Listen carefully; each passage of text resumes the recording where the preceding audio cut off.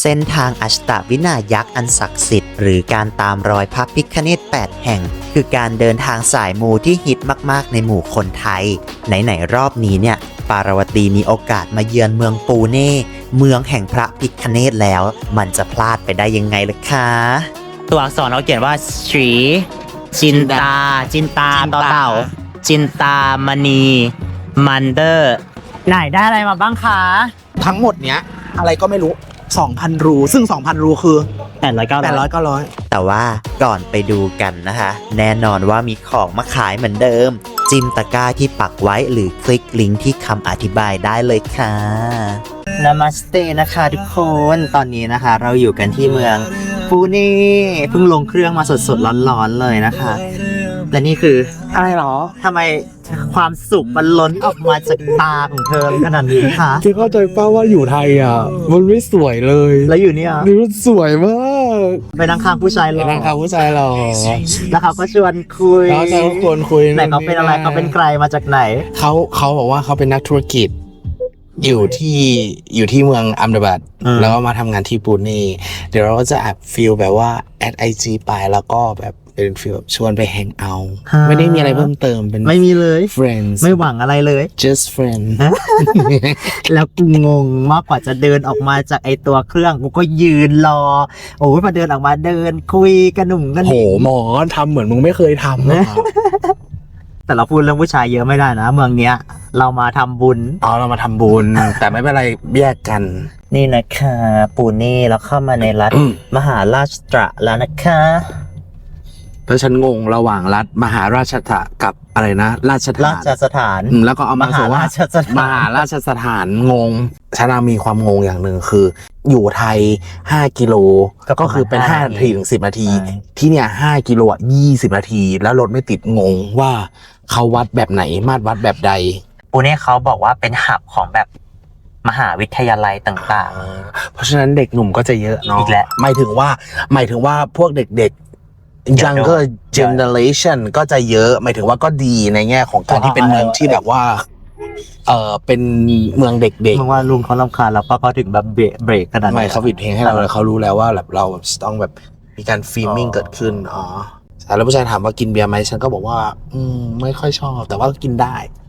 แต่ถ้าเพื่อนที่ไทยถามว่ากินเบียร์ไหมไม่กินถือศีลอยู่ แล้วถือศีลจริงไม่อันนี้ไม่ตอแหลแต่ว่าผู้ชายถามมันต้องเอาหน่อย กูงงถือศีลน่ะ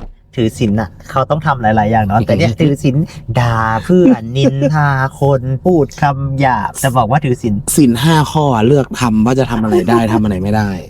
นี่นะคะบลูม South Tail แล้วโรงแรมบลูมอ่ะอย่างน้อยอ่ะมันเชื่อได้ในเรื่องมาตรฐานนะเพราะว่าชีมีแบบเชนอยู่ทั่วอินเดีย และธีมสีของเชียร์จะเป็นสีเหลืองๆแบบเนี้ยนะคะก็จะมีแบบเดลีอัมดาบัดปูเน่มุมไบแบงกลอร์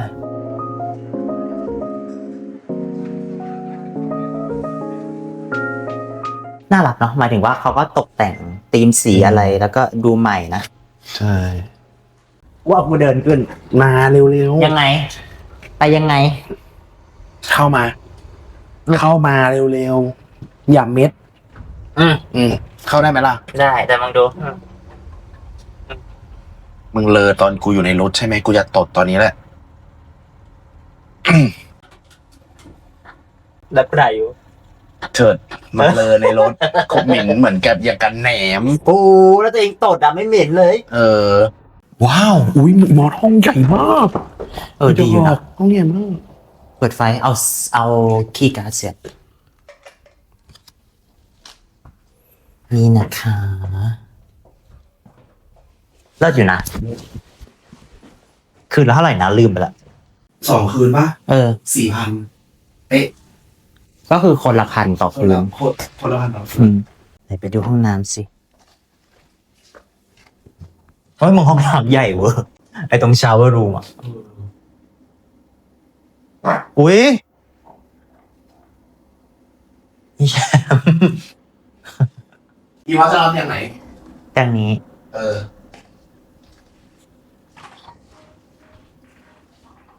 ไหนทดสอบเตียงดิโอ้ยมึงเตียงมันโยกอยู่นะอีแชมป์ ทดสอบแบบนี้ แต่งตัวเยอะมาก คนอินเดียงงอ่ะฉันว่าอุ๊ยแล้วเข้าเลยอ่ะ สุดๆแต่คนนี้นะถามว่าใช้น้ำหอมอะไร วันใหม่แล้ว แต่เรื่องที่เกิดขึ้นเยอะมาก ฮะ แต่พวกเราไม่ได้จริงๆ เหมือนอยู่มา10 วันนะคะทุกคนหิวมากตอนนี้นะคะ เราใช้พลังงานกันไปเยอะมากในช่วงเช้า ตอนนี้ก็เพื่อนรักหาคาเฟ่ไปแล้วหรือยัง yes ดีหรือเปล่า 750 เมตร ไม่รู้เป็นฟิลแบบฮิปหน่อย นอนเวจหรือเวจ I don't know มึงรู้แต่งตัวไม่ใช่อินเดียเลยอ่ะ ก็กูไม่ใช่คนอินเดีย ไม่แล้วแบบมันไม่ใช่ที่คนอินเดียแต่งกันอ่ะอุ้ยดูดีอยู่นะ ดีนะ เออ ใช่ไหม อ่ะ ไปอุ๊ยได้กลิ่นอะไรก็เป็นกลิ่นไอ้นั่นหนูอ๋อโอ้ยลืม วันนี้ฉันเป็นตาบกให้มอสซี่ด้วยนะดูเลย ไม่ต่างปะหรือต่าง ต่าง หรอ ก็มีแสกกลางไง อ๋อ เป็นฟิลแบบทรงสไปกี้แฮร์ หรอแล้วคู่กัน ไม่คู่ค อ้า รั ว บ อันนี้โอ โออะไร โอดี อยากได้ให้เต็มตัวแน่นๆเลยไหมหรือว่าจะให้มีแบบเห็นพื้นหลังหน่อย ไม่ดูรถให้เลย เดินไปเมื่อกี้เกือบตายโพสต์อย่างเดียว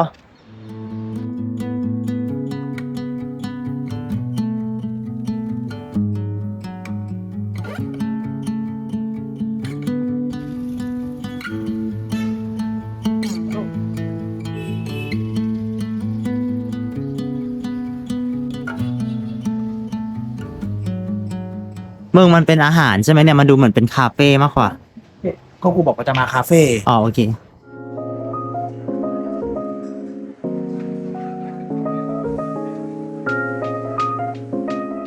ชื่อร้านนะคะ ชื่อว่า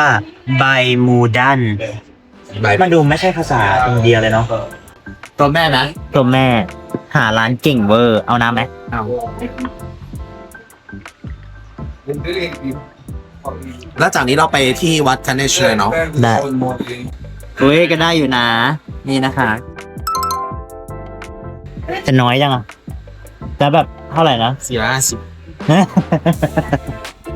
คอฟนัทวานิลาบบบ้านะคะอร่อย ดีนะ ไม่หวานมีความเป็นเหมือนแบบมะพร้าวหนูเป็นเด็กกินหวานเหรอ ตัวกินขมได้แต่ว่ากูไม่ชอบกินแบบครึ่งกลางๆกูจะร้องไห้ ทำไม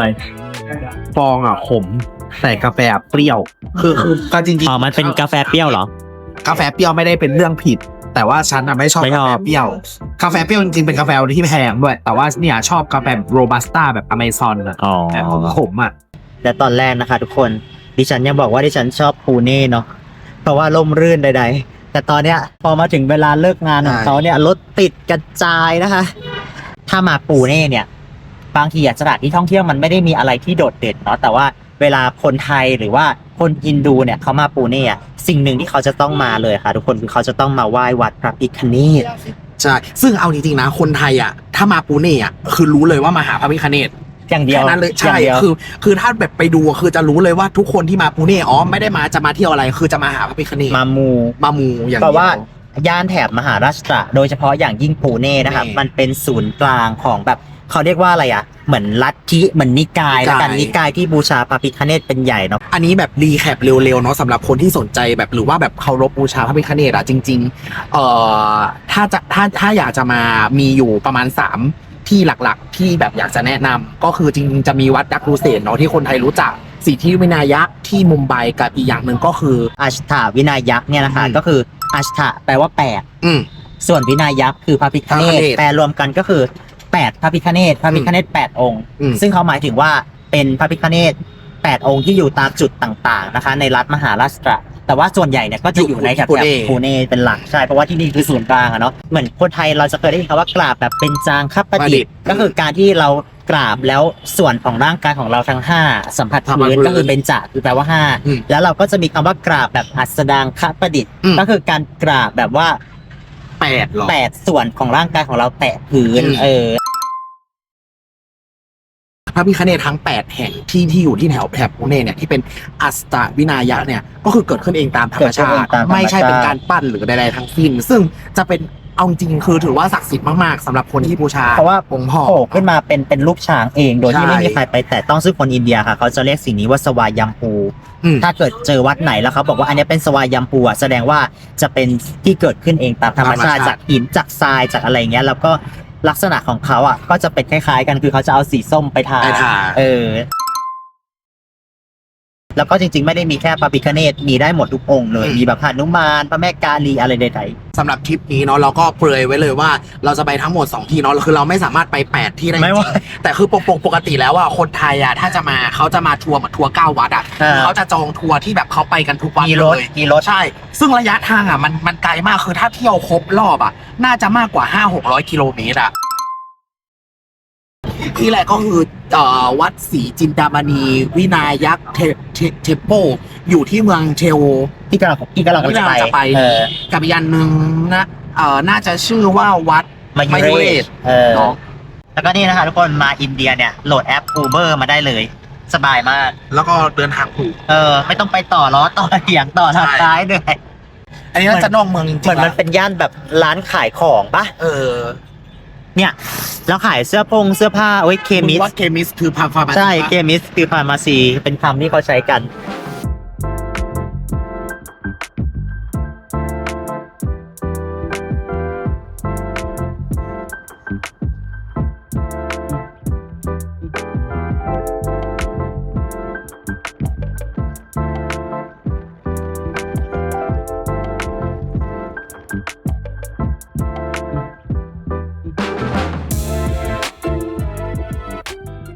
แล้วฝุ่นเยอะมากนะ แต่กูว่าน้อยกว่าในเมือง ฝุ่นเยอะไม่เยอะ ต้นไม้จากสีเขียวเป็นสีน้ำตาลมุมล้อแสงตอนเนี้ยสวยเนาะ สวยมาก แล้วทำให้หน้าเราที่สวยอยู่แล้วมัน แบบใหม่เนาะ ตัวเองสวยได้คนเดียวเลย อยู่แล้วดูหน้าไหมล่ะ โอ้โหไหน ดูเอาเพิ่งที่เขาบอกว่าคนอินเดียจะไม่สร้างบ้านให้เสร็จเพราะว่าหนีภาษีจริงปะ อันเนี้ยลืมเลย มึงว่าจริงปะ คือกูคือเคยถามบางคนก็ว่าไม่จริงเพราะตอนแรกเคยเห็นคนแชร์กันเหมือนกันใช่ไหมแต่ว่าพอกูไปถามเพื่อนบอกว่าเขาตังค์ไม่พอมึงแล้วกูเพิ่งเห็นว่าคอนโซลหายไปแล้วแต่คุณพี่เขาก็พาเรามาถึงอยู่นะ จริงๆค่ารถแค่300 รูปีคือถ้าตีเป็นเงินไทยก็กี่บาท100 กว่าบาท 32 130 130มาในวัดปะ ใช่มันเดอร์ มันเดอร์แปลว่าเทมโปป่ะหรือถ้าภาษาไท มัน ย เดอร์ แป แป ล ล ว่า ว่า แบ เท บ มโป โบสถ์พราหมณ์ มันเดอร์แปลว่าเทมโปภาษาไทยแปลเป็นคำว่านี่ไง อะไร มนเทียน มนเทียน ชอบคำนี้ว่า อุ๊ย build fast ชอบ build to last สวยมากเลยหมายถึงว่าเป็นป้ายที่แบบ ใช่ มันเป็นสีแบบ คือที่อินเดียไอ้ป้ายแบบเนี้ยจะยังฮิตอยู่คือการใช้สีเพนท์แล้วเป็นโฆษณาตามตึก A few moments later. ถึงแล้วนะคะ thank you sir oh wait nothing แล้วเดี๋ยวดู เด็กน้อยเป็นล้าน และอีนี่แต่งตัวล่อตามาก แบบใหม่ใส่ตัวแบบใหม่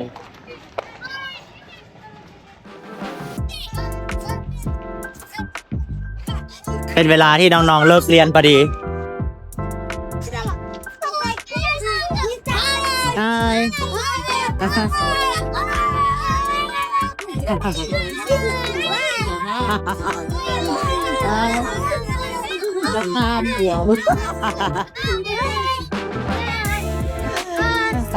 บายบายหนูเดี๋ยวโดนรถชนลูก แล้วเดินตามมาไม่ดูรถเลยกูหลับกลัวลูกเต้าเหล่าใครโดนชนไปก่อนเขาบอกไปก่อนมึงต้องหันไปดูมันจะแต่ละคนลุ้นว่าเขาจะเลี้ยวถูกทางไหมกลัวอะไรหนูกลัวเด็กเหรอ กูกลัวมึงมันเยอะเกินกูแพนิคอะไรจะบ้า จินตามมานี่ let alright right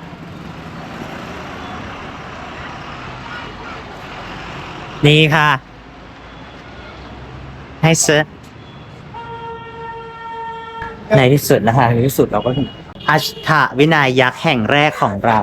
ดิฉันเนี่ยมาอินเดียตั้งเนิ่นนานก็ไม่เคยมาเหมือนกัน เป็นวิเคสของแชมเปญบอกมาซิว่าอัลติเมทโกของ ของทริปนี้เลยก็คือ ต้องได้มา ได้หมด นี่เข้ามาแล้ว เห็นชัดเลยเพราะว่าหน้าวัดเนี่ยก็จะมีพวกเครื่องรางเนาะเครื่องรางต่างๆฉันว่าเดี๋ยวถ้าเธออยากได้พวกรูปประดับอะก็หาจากตรงนี้ได้ แล้วก็มีสิ่งที่ไม่เข้ากันก็คือผักอารมณ์แบบว่ามาวัดแล้วก็ซื้อไปทำกับข้าวต่อที่บ้าน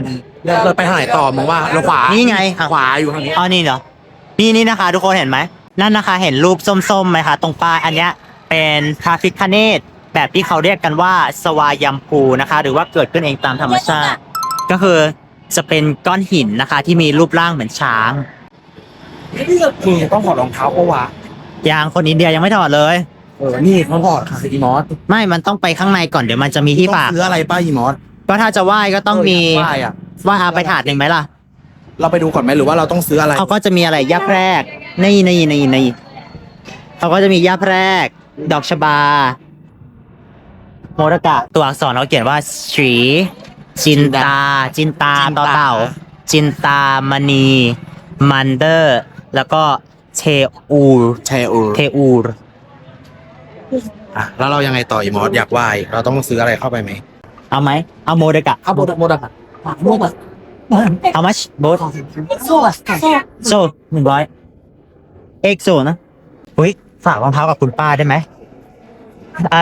ชู ของไหว้องค์พ่อเนาะก็จะมีดอกชบา มีดอกอะไรนะดอกสีเหลืองนี่ดอกอะไร ด นะ อกดาวเรือง มีภาษาเหนือเรียกคำบูจูไง แล้วก็มี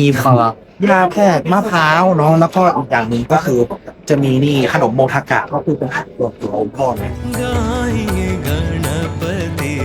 जगवंदन गाइए गणपति जगवंदन शंकर सुवन भवानी नंदन शंकर เข้ามาในวัดแล้ว สุดๆเลิศ คนเยอะสุด เยอะมาก ๆทางเข้าห้องกันบะคารุหะ เป็นห้องที่ประดิษฐานแบบเทวรูปหลัก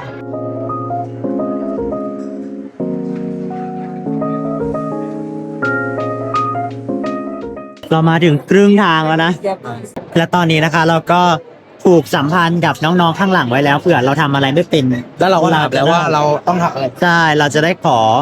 ความคิดเห็น ขอคำแนะนำจากเขาได้ ไอตัวที่น้องเอามาแปะที่หัวแชมป์นะคะเขาเรียกว่าอัชตากันดา ก็คือเป็นเหมือนแบบผงสีที่ผสมแบบพวกสมุนไพรใด เยนะโมนะมะคิจิวินายกะนะโมนะมะอาชาวินายกะ ๆ ใกล้แล้วจ้า มึงว่าถึงครึ่งชั่วโมงปะประมาณนั้นเนาะ ก็คือแบบว่า โปรดี มันไปเรื่อยๆอ่ะ มันไม่ได้แบบว่าต้องหยุดรอนานอ่ะ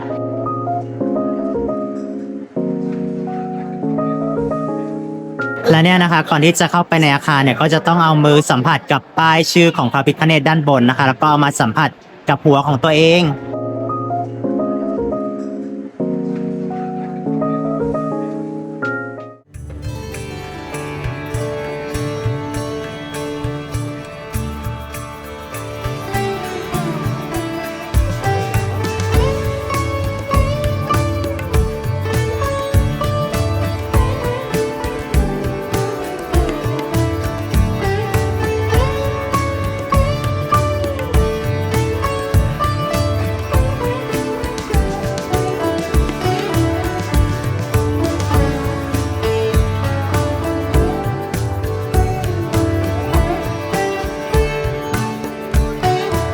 ออกมาได้แล้วนะคะทุกคนนี่เราได้อันนี้ปราสาทดาเป็นน้ำตาล เป็นอาหารแบบว่ามงคลที่ว่าไหว้พระเสร็จแล้วต้องกิน แล้วก็นี่ยายแชมป์เขาได้มะพร้าวนะคะ กับโมรกะใช่ไหมกลับมา เขาบอกให้เอากลับไปกินที่บ้าน श्री सिद्धिविनायक नमः สวยเนาะ अष्टविनायक नमो नमः ไทยแลนด์ Thailand yes ดารามาอีกแล้ว How you feel after the temple yeah yeah very good Very good เขาบอกว่ารู้สึกยังไงหลังจากไป Very ไหว้พ่อ very good มา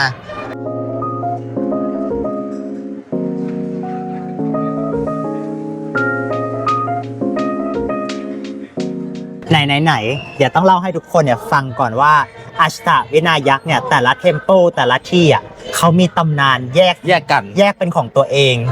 ซึ่งที่นี่ ซึ่งอย่างนี้มีตำนานแยกของแต่ละที่ไม่พอ ผลพวงของตำนานผลลัพธ์ของการขอพรแต่ละที่ก็ไม่เหมือนกัน ไม่เหมือนกัน คือก็จะมีแบบสมมุตินะ เราโดนคุณไสยหรือโดนแบบเล่นของมาอะไรอย่างเงี้ยบางที่อาจจะสามารถคลีนซิ่งเราได้ หรือบางที่แบบว่าขอพรแล้วแบบประสบความสำเร็จอย่างมาก อย่างที่นี่ก็คือขอพรแล้วจะประสบความสำเร็จ เพราะว่าตามตำนานวัดเนี้ยที่ชื่อว่าศรีจินตามณีวินายักษ์เทมเพิลก็คือ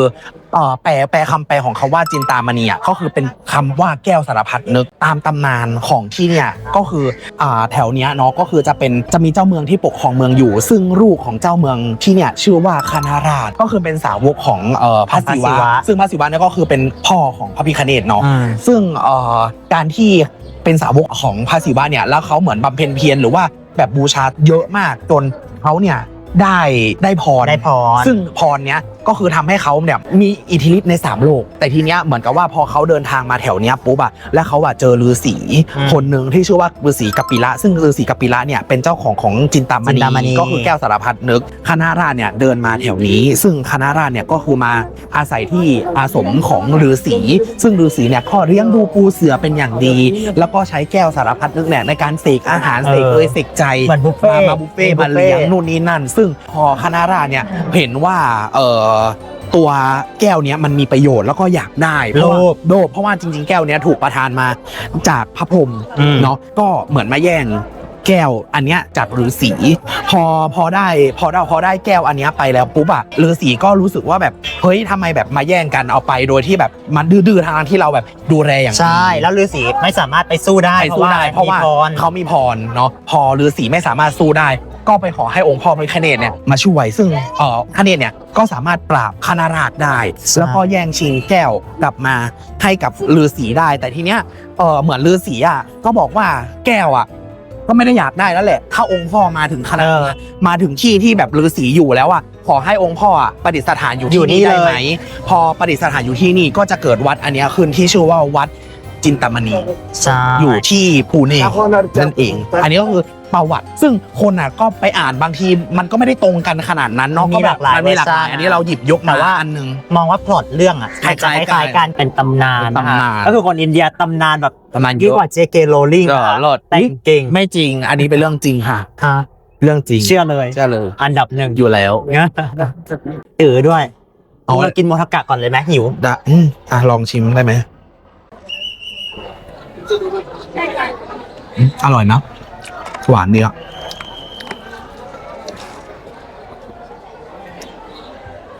อร่อยหวานมันมีความแบบรูปลักษณ์มันเหมือนอารัวแต่ว่ารสชาติเป็นนมนิ่มอร่อยมึงว่ารองเท้าเลยยังอยู่ไหมอยู่คุณป้าดูแลเป็นอย่างดีของมึงแค่ไหนสิอุ้ยแชมป์แบบมีป้าที่อยากได้ที่เป็นรวมหัวอยากได้แบบเอาไปครับอุ้ยอันนี้สวยดูมินิมอลแบบนี้ก็น่ารักอันนี้น่ารักมากอันนี้แมกเนตมอสอินายากิป่ะอันนี้จินตามณีป่ะฟันแบบใช่จินตามณีThis is จินตามณี Yes. How much this one 120 rupees,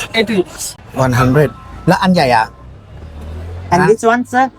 the bigger one 250 rupees. 250 yes อันนี้น่ารักมึงแต่กูชอบแบบนี้มากกว่าก็เอาสิเอาที่ชอบมึงกูชอบสีแบบนี้กูชอบส้มๆใช่ไหมแบบมันแจ๊ดyeah you have set so nice how much you want 980. 400 กว่าบาทเอง400 กว่าบาทแต่ต้องเช็คดีๆนะบางอันมันจะแตกอะไรอย่างงี้เปล่าเพราะว่ามันมาเป็นเซตเอาไหมล่ะเอาคือสิ่งที่อยากได้อุ้ยมือสวยมากอันนี้สีสดกว่าป้าหรือว่าความคิดใช่หรือว่าเป็นที่ฉันเองสีสดกว่าใครเขียนว่า1,000นะก็คือลุงลดให้แล้วนะมึง2 อัน 1,500 ได้ปะเอาไว้ปากเหรอมากูอยากได้เอาไปก่อน We are from Thailand a long way sir please Thank you มึงอันนี้คืออะไรอ่ะ แชมป์แบบนี้ก็สวยไหมเป็นแบบทองแดงโรสโกลด์ มึงแต่กูอยากรู้ว่าอันนี้คืออะไร สติกเกอร์ This is sticker ไว้แปะหน้ารถ How much 20 rupees. 20 10 rupees, 20 rupees, and 30 rupees. เท่าไหร่ สวยไหมต้องเช็ดฝุ่นจับ สวยไหมล่ะ โอ้เป็นแบบ อุ้ยอันยาวๆสวยนะ Can I see this one This is วิอีมอสอันนี้สวยปะ แหวมึงรบกวนคุณลงเขาอยู่นะ คน เป็นไม้ปะ ไม้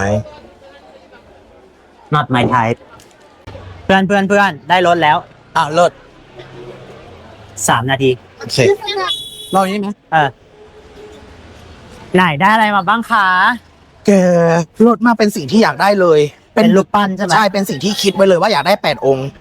ทั้งหมดเนี้ย อะไรก็ไม่รู้ 2,000 รูซึ่ง 2,000 รูคือ 800 900 900 แต่ได้เยอะมาก เยอะมาก ไปแพงตรงเซ็ตใช่ไหม ใช่เป็นทางตรงเซต แชมป์แป๊บหนึ่งเขามาจาก นี่ หรอ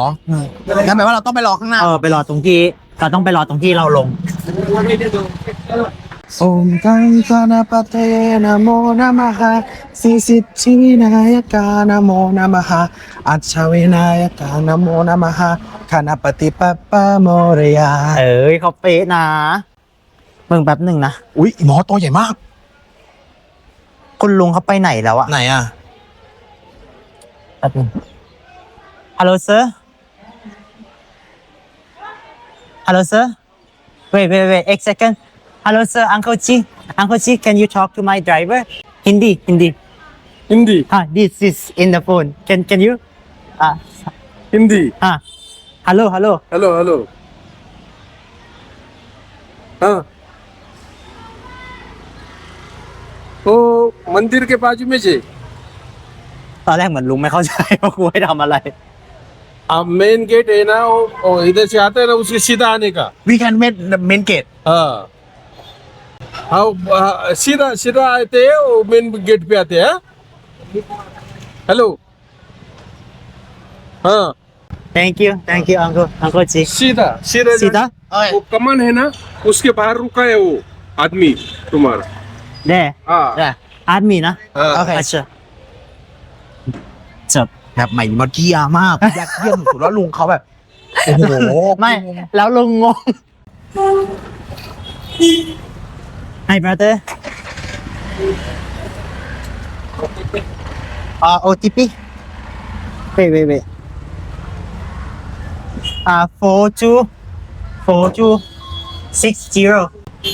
สนุกนะ เนาะ เลิศนะรักนะ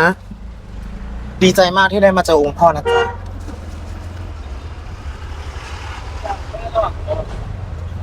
แล้วเดี๋ยวเราต้องหาอะไรกินแบบ ใช่ ขอนอนเวจ อยู่แล้วใครกินเวทกูเลย ขอนอนเวจ only บรรยากาศดีมาก เนาะ เนาะ แล้วฝุ่นมันน้อยกว่าเมืองอื่นๆปะเมืองอัมดาบัดอ่ะ คือมันก็ได้กลิ่นคนเขาเผาเนาะมันปราปลายแต่แบบ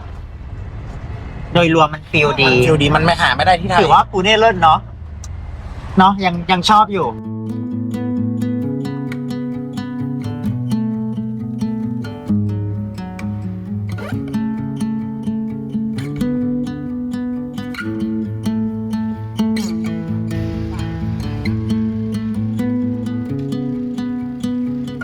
นี่นะคะแชมเปญ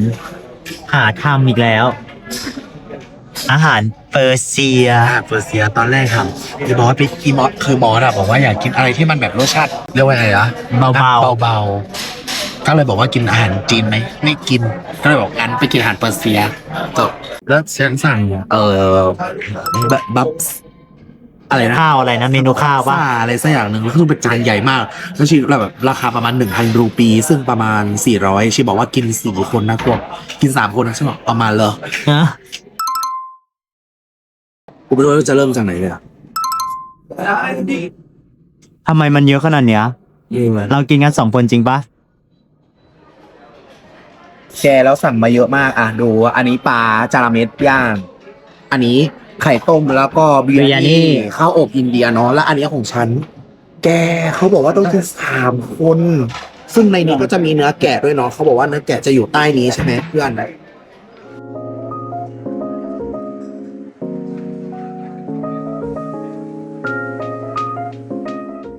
สภาพขนลุก จะไม่ลดเลยนะเขาดึงบอกว่าอย่าสั่งตอนหิวนะคะ มันจะพังทีหน้า จะเป็นลม ของฉันยังหมดนะ และนี่นะคะ ออกมา คนเป็นล้านรอคิวแล้วเราอ่ะ ตอนเรามาเราเดินเข้าไปนั่งได้เลยเนาะ แล้วตอนแรกอะก็แอบหวั่นใจนะว่าอร่อยไหมว่าไม่มีคนเลยออกมาปุ๊บเดียว อร่อยโอ้ยระวังเรากำลังจะเดินไปห้างกันนะคะ ตรงนู้นหุ้ยสาหลีนี่สวยว่ะ เราใส่ได้ไหมแซนด์วิช คิชนะ น่ากินเหมือนกันนะ ดูทำสะอาดสะอ้านนะ กูอะชอบอันนี้มากเลยชอบชื่อร้านอุ้ยแล้วเดี๋ยวนี้พอมาอยู่กับมึงมากๆพอมีความรู้แล้วนะ คือข้างบนน่ะ ก่อนที่จะเขียนว่าคิชนะแซนด์วิชอะมีคำว่าใจกันเนชชัยก็คือเป็นเหมือนการบูชาพระคเนศก่อนว่าชัยกันเนชแล้วก็ชื่อร้านก็คือกิษณะแซนด์วิชแต่ทุกอย่างต้องเป็นชื่อเทพ เอาความมงคล คือสุด เพราะฉะนั้นในร้านในอินเดียกิชนะไปแล้วร้านแห่ง ปีดอกมึงดูดิเขาเจ้าของเงินนะเขายังไม่พยายามเลย เอา แต่มึงนั่งอยู่เฉยๆแล้วก็เอามืออย่างเงี้ย แต่กูจำได้ที่เราไปเดดีกับแจกวนนั้นที่เรากินข้าวเกรี๊ยวเป้าเหลือไส้หักไปครึ่งนึงอีมอนแล้วจะเอาไปให้เขาร้านแล้วกูงงแบบฮะข้าวเกรี๊ยวอะเป็นแผ่นใหญ่ๆอะกัดไปครึ่งอันแล้วแบบฮะขายดีนะเนี่ย แล้วหนุ่มมองผู้ชายแบบอยากจะบ้าไม่อยากเดินด้วยเลย ทำได้เลยปะ ก็อยากข้ามเลยไหมล่ะ ทำเลย มึงแล้ว แล้วกู ข้ามเลย แล้วตัวเองอ่ะไปอยู่ ไปอยู่ ห หลั ลัง ง ไปมอเร็ว นี่ไงเราก็เปิดไฟแฟลชนะคะ เป็นสัญญาณว่ากูจะข้ามแล้ว A few moments later. กลับมาถึงห้องแล้วนะคะทุกคนแล้วดูสภาพห้องกระเทย ดูนี่ทุกอย่างกระจุยกระจาย แต่วันนี้เรื่องอยากจะบ้า กูจะบ้า คือนี่กับอีหมอเราเวลาซื้อเสื้อผ้าใช่ไหมคือเราก็รู้อยู่แล้วบางทีเราก็ไปดูโซนผู้หญิงอะไร เพราะว่าแบบบางทีอ่ะ มัน ส่วนผู้หญิงมันสวย แต่เราก็ไม่ได้ว่าจะเอาแบบเดรส เล ก็จะนะ แล้วทีเนี้ยอีมอสก็ไปลองเสื้อกั๊กตัวหนึ่งเอามา เดี๋ยวถือ เอามาโซคุณแม่ ตัวต้นเรื่อง ตัวต้นเรื่อง เราก็เดินไปเนาะแล้วเจออุ้ยมึงอันนี้สวยมาก ก็เลยตอนแรกก็ดูกันก็ว่าจะเอาคือในใจอ่ะเอาแน่นอนแต่แค่ว่าจะหาไซส์ เข้าใจไหมแล้วด้วยความที่มันเป็นแค่สวมทับอ่ะเราก็เลยไม่ได้เอาไปลองในห้องลองเสื้อเนาะเราก็ใส่อย่างนี้เลยค่ะทุกคนอุ้ย อ่ะเดี๋ยวฉันจะรับบทเป็นเป็นพนักงาน อุ้ยมึง โอ้ มึงมันแน่นอนอ่ะ ได้ จริงหรือเปล่า ได้ไงพนักงานบอกว่าโอ้ย for women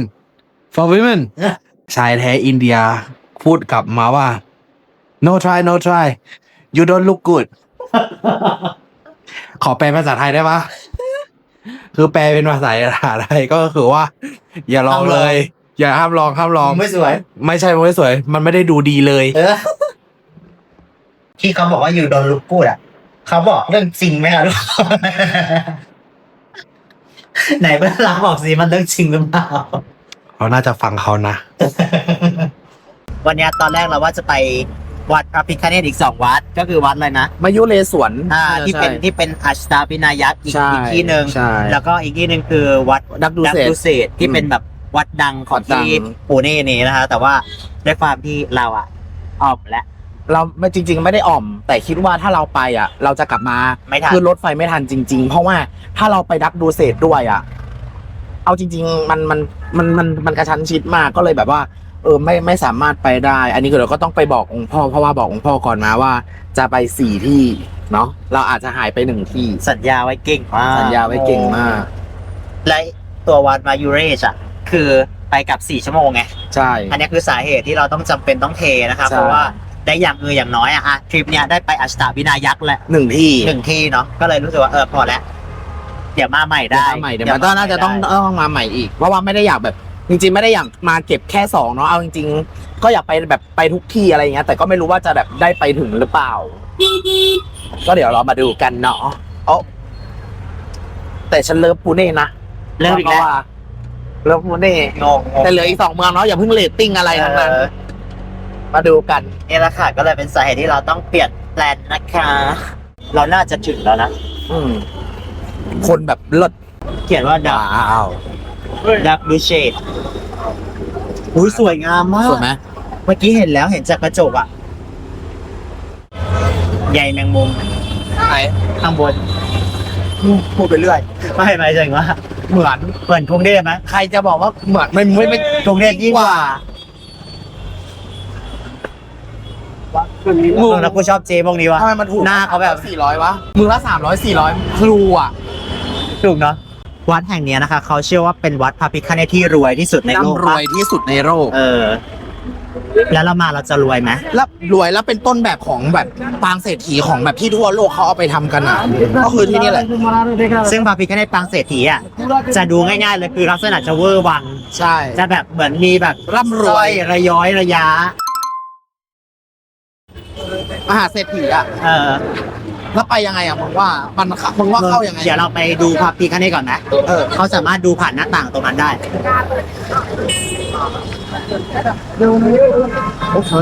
คนเยอะมาก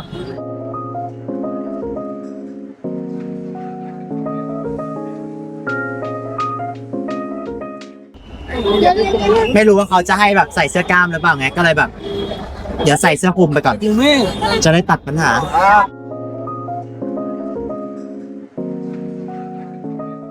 ถอดรองเท้าถอดรองเท้า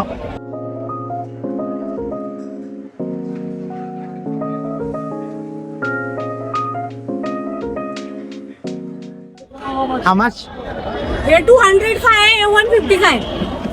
ก็ 150 150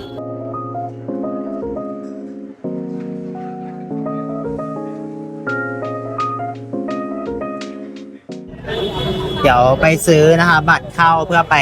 นมัสการองค์พ่อข้างในถูก भैया इसमें वो camera laptop पर जाने देंगे हमको नहीं वो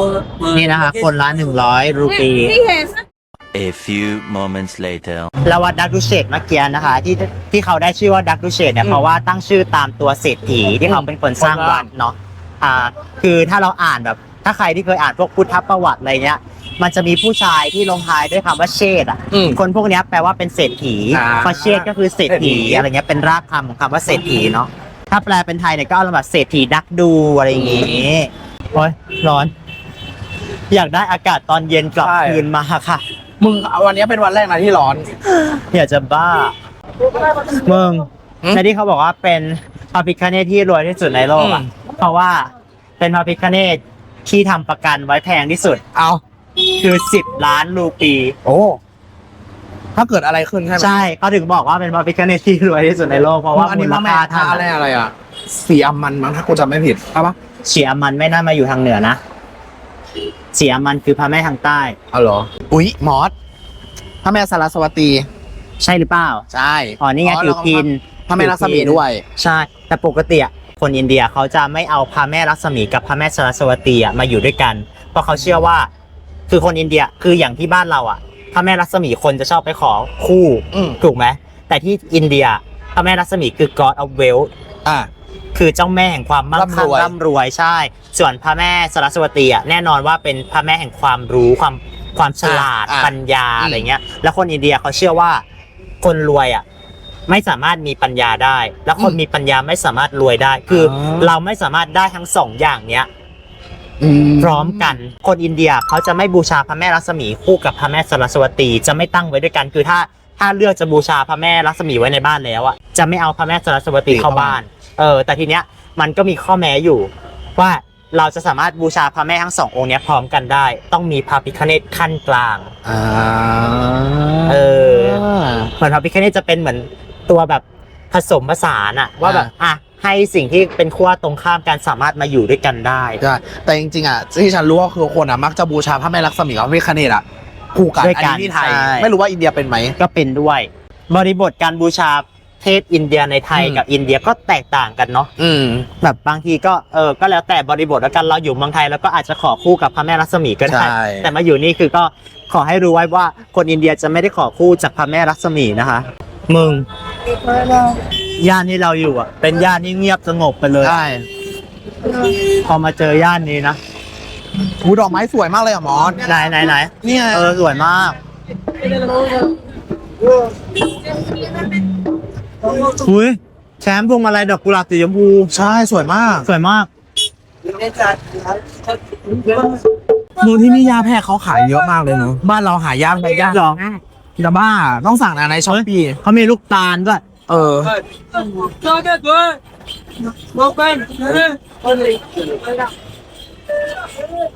ปไปเดินเข้าในตลาดตรงนั้นปะในร่ม น่ะตรงนั้นคืออะไรอ่ะมึง มันเป็นเหมือนตลาดเก่าอ่ะ อ๋อ แต่คืออาคารอ่ะ ไม่น่าเป็นตลาดมาก่อนมั้งครับ อุ้ยมอส อุ้ยมึงเข้าไหม กูอยากเข้าแต่แบบ มันจะมีอะไรให้ซื้อไหมแล้วเราจะผูกฟอสอะไรอย่างงี้ไหมหรือไม่เกี่ยว ไม่หรอก ไปดูดิ เจอร้านนี้นะคะเหมือนขายเครื่องบูชาต่างๆ สีสันจัดจ้านมาก จริง ใช่ อุ้ยมอสกูอ่ะอยากได้ผ้าแถบที่เอาไปคาดองค์พระอ่ะ นี่ไง ออ ข้าก งห ปะ น้า ไหน เนี่ยใช่ไหมเนี่ยแบบเนี้ย แบบที่เขาเกี่ยวอยู่เนี่ยใช่ไหม เออใช่แต่เดี๋ยวเข้าไปดูข้างในได้ปะ What you want? Can you tell me? I will show you the picture ฉันจะเอาอันหนึ่งละฉันเอาอันนี้ฉันเล็งไว้เมื่อกี้น่ารักฉันชอบมากอันเนี้ยหุ้ยแชมป์หลายๆอย่างมันสวยมากอ่ะ Like ดูดิ will be like that. เออ Something different design. โอเค Different design. but I think this one is small เดี๋ยว I show you my Ganesh yeah กูถ่ายไว้นี่หว่าใช่ไหม ถ่ายไว้ไหม ถ่ายไว้ มึงแล้วดูไม่แพงด้วยนะ yeah this is my I think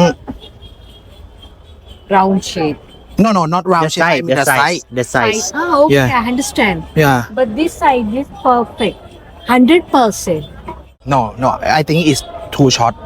Short. I'll come back, sir. Okay. I'll show you. นะ okay हाँ. okay एक मिनट काไม่เชื่อมือป้าเหรอ इकडे या. Okay. See, round shape, it will come like that. oh yes อ๋อยังได้อย่างนี้เหรอ ไม่หมายถึงว่า คล้ายๆ มันใหญ่คือมันใหญ่ดี อุ้ยมอสสวยมาก สวยเนาะวิบวับวิบวับ วิบวับมาก เอามา Back side also is there. Back side. Here. Can you see? โอเค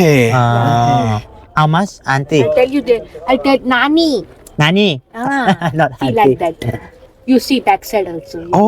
โอเคอ๋ออันนี้เป็น โอ้ แบบอุ้ยมือแต่แบบ Very แบบ nice. very nice yes my garnish it red เพราะฉะนั้นเอาสีอะไรดีวะ red green ได้ไหมตัดกัน red กับ green เหรอ ก็เนี่ยมันจะฉันว่าสีเขียวกับแดงอ่ะ หรือไม่ก็เหลืองอ่ะตัดกัน แต่ถ้าสีส้ม I อะ will ไม่ open the สีส้มไม่ได้ เจอนะ ต้องเป็นคู่ตรงข้าม you think it green Yeah, it's very nice, pretty. เนาะ Yeah. You see which color you do like? yeah คุณป้าขายเก่ง อีม มา อก สสีม่วง this สวย color ปะ will be very. มึงม่วงแดง ม่วงแดง ปะ ได้ม่วงแดงได้ how much for this one I don't. เดี๋ยวเขาต้องไปเช็ค โอเคโอเค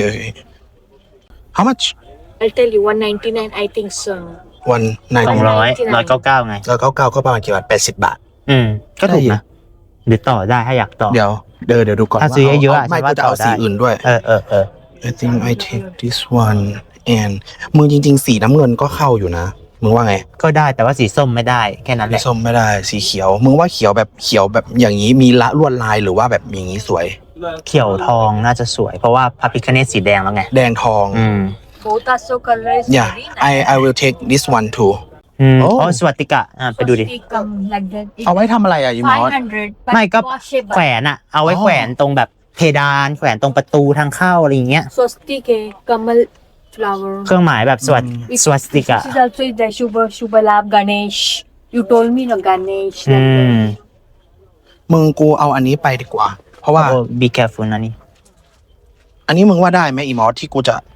This will side flip correct. เอาไว้วางพื้นเหรอ ไม่ แต่ เพราะว่ากูจะเอาแบบเพราะว่าที่โต๊ะกูมันมีอันนี้ไง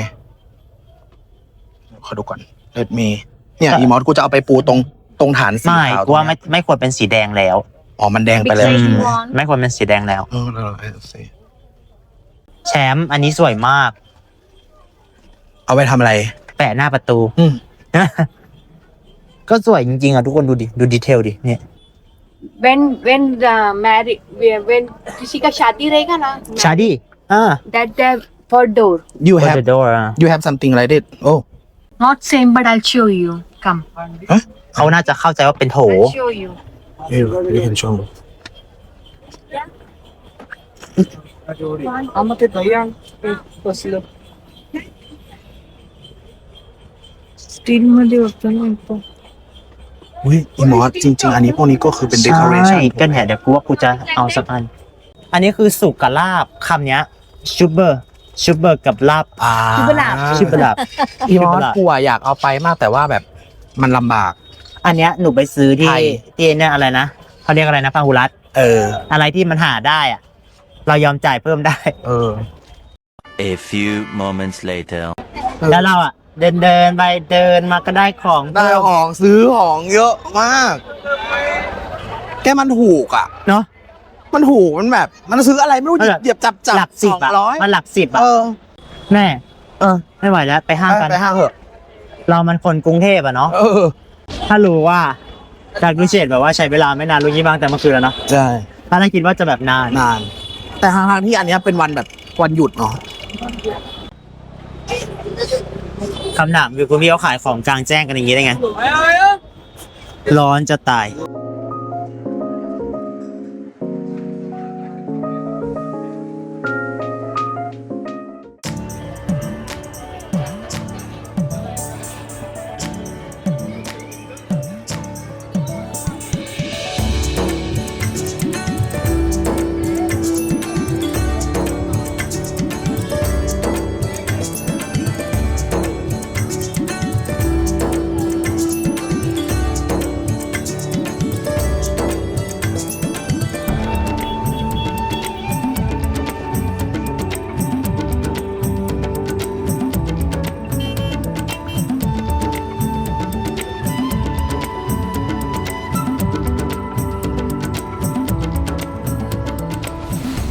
แดดทำให้เราเหี่ยวเฉา จะตาย เดี๋ยวเราจะเข้าห้างแล้ว แล้วก็จะจบทริปปูเน่กันแค่นี้ เพราะ นะ ว่า คะ ไม่ ทุก สา ค มารถ น ถ่ายคลิปได้ ใช่ในห้างมันจะแบบเรื่องมากหน่อยก็ยังไงก็ เมื่อเดินไป ไปรอติดตามนะคะว่าคลิปหน้าเราจะไปมหาภารตะกันที่เมืองไหนกันต่อไปค่ะทุกคน บ๊ายบายร้อน เนาะ